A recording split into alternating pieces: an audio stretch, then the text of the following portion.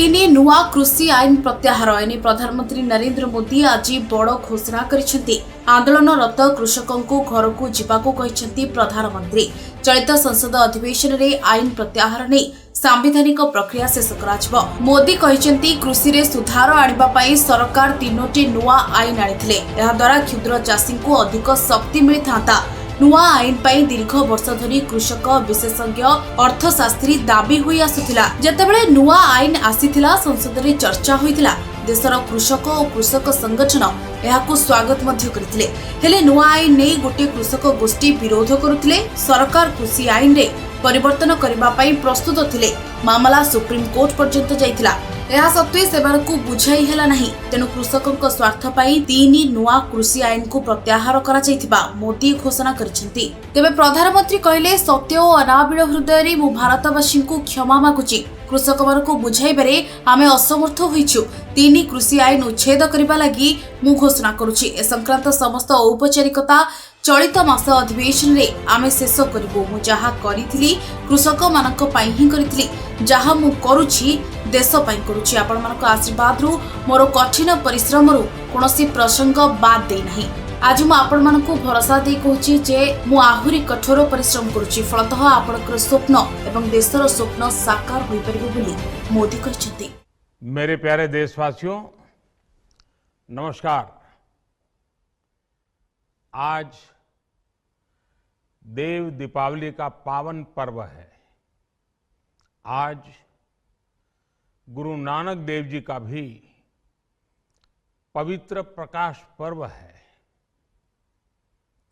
मैं विश्व भर में सभी लोगों को और सभी देशवासियों को इस पावन पर्व पर हार्दिक बधाई देता हूं।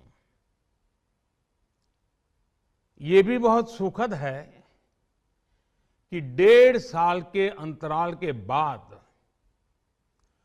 करतारपुर साहिब कॉरिडोर अब फिर से खुल गया है। साथियों, गुरु नानक जी ने कहा है, बीच दुनिया सेवी कमाइए त दरगिही बेसन पाइए।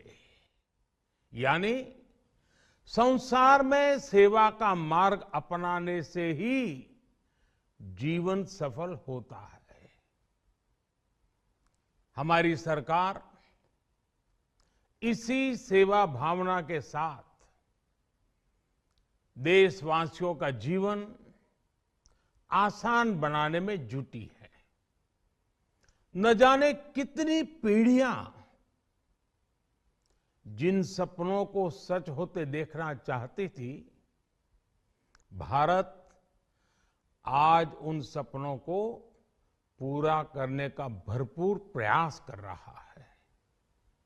साथियों, अपने 5 दशक के सार्वजनिक जीवन में मैंने किसानों की परेशानियों को, उनकी चुनौतियों को बहुत करीब से देखा है, महसूस किया है। इसलिए जब देश ने मुझे 2014 में प्रधानमंत्री के रूप में सेवा का अवसर दिया, तो हमने कृषि विकास, किसान कल्याण को सर्वोच्च प्राथमिकता दी। साथियों, इस सच्चाई से बहुत लोग अनजान हैं कि देश के 100 में से 80 किसान छोटे किसान हैं। उनके पास 2 हेक्टेयर से भी कम जमीन है। आप कल्पना कर सकते हैं, इन छोटे किसानों की संख्या 10 करोड़ से भी ज्यादा है। उनकी पूरी जिंदगी का आधार यही छोटी सी जमीन का टुकड़ा है। यही उनकी जिंदगी होती है। और इस छोटी सी जमीन के सहारे ही वो अपना और अपने परिवार का गुजारा करते हैं। पीढ़ी दर पीढ़ी परिवारों में होने वाला बंटवारा इस जमीन को और छोटा कर रहा है। इसलिए देश के छोटे किसानों की चुनौतियों को दूर करने के लिए हमने बीज, बीमा, बाजार और बचत, इन सभी पर चौतरफा काम किया। सरकार ने अच्छी क्वालिटी के बीज के साथ ही किसानों को neem coated urea, soil health card, micro irrigation जैसी सुविधाओं से भी जोड़ा। हमने 22 करोड़ सॉइल हेल्थ कार्ड किसानों को दिए और इस वैज्ञानिक अभियान के कारण एग्रीकल्चर प्रोडक्शन भी बढ़ा। साथियों, हमने फसल बीमा योजना को अधिक प्रभावी बनाया। उसके दायरे में ज्यादा किसानों को लाए।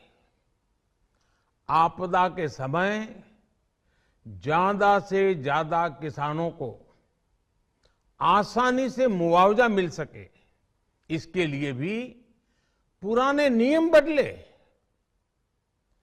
इस वजह से बीते 4 साल में 1 लाख करोड़ रुपए से अधिक का मुआवजा हमारे किसान भाई बहनों को मिला है।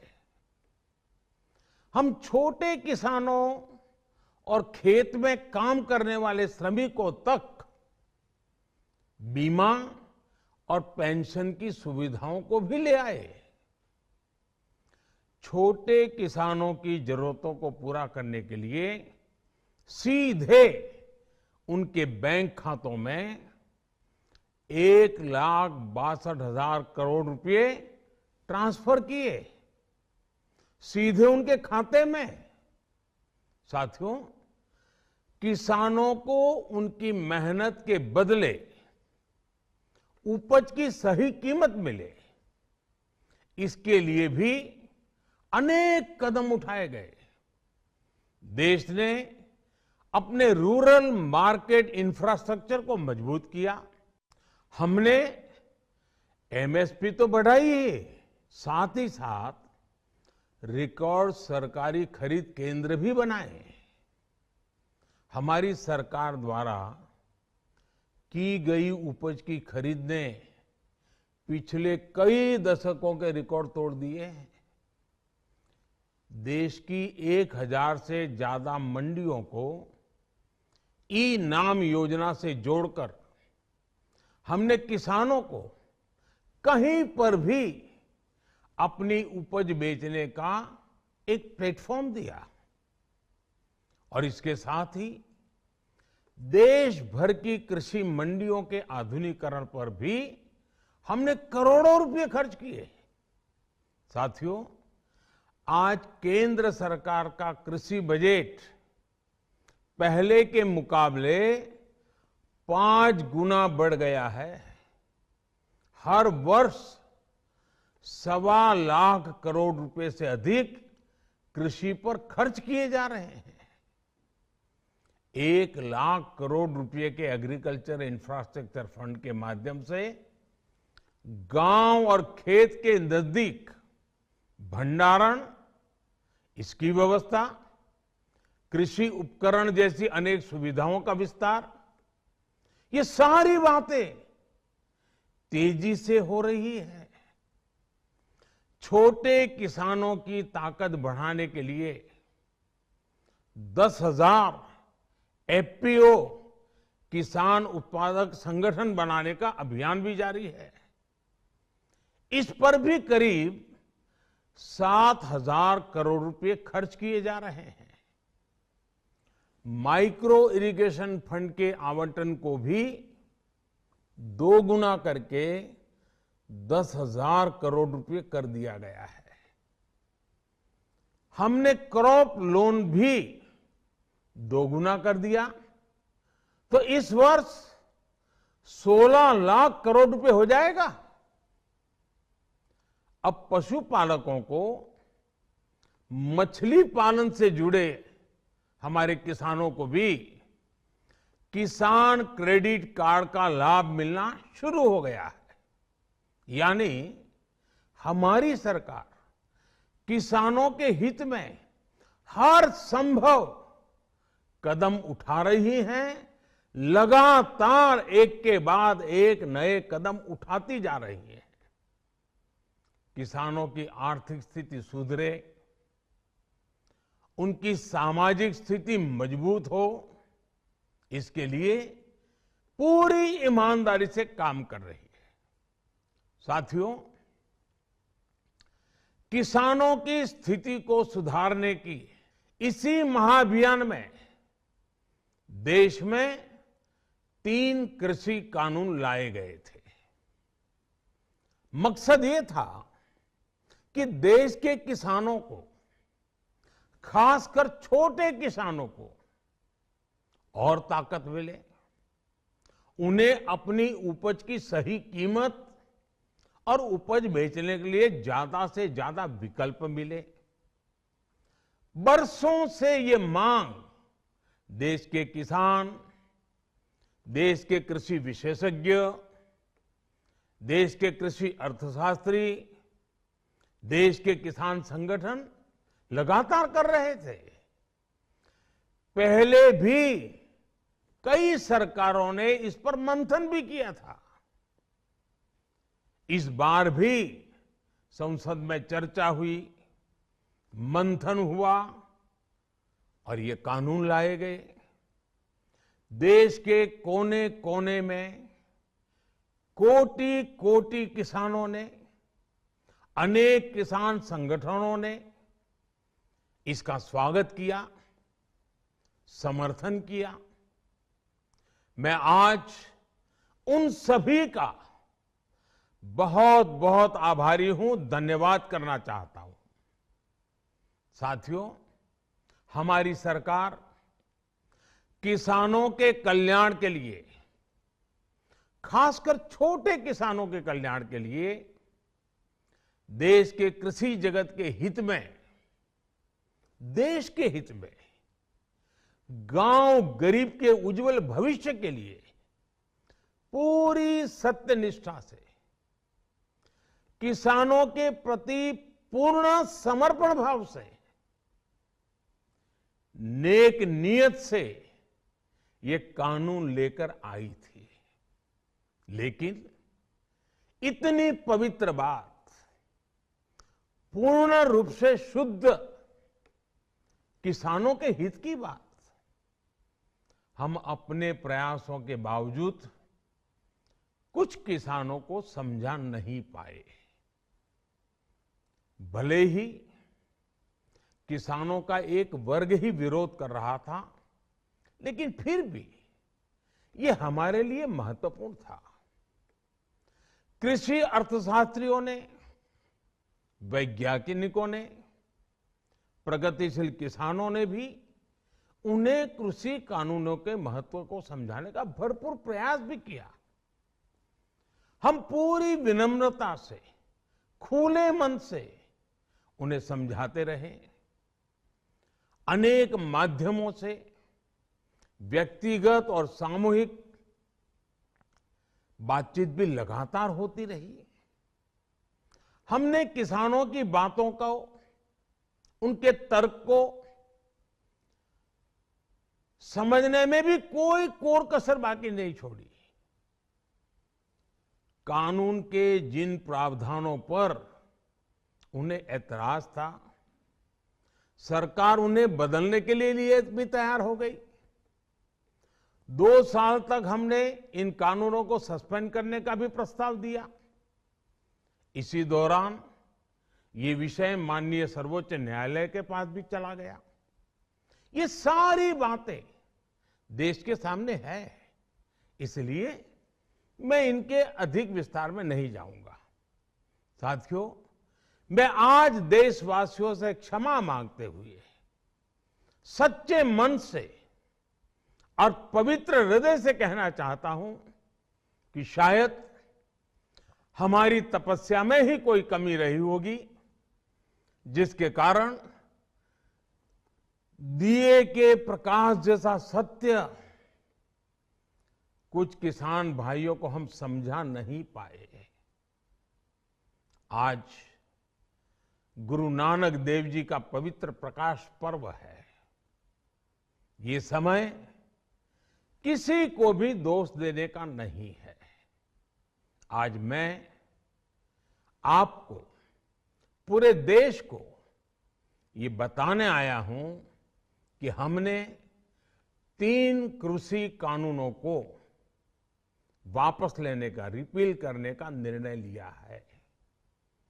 इस महीने के अंत में शुरू होने जा रहे संसद सत्र में, इसी महीने में हम 3 कृषि कानूनों को रिपील करने की संवैधानिक प्रक्रिया को पूरा कर देंगे।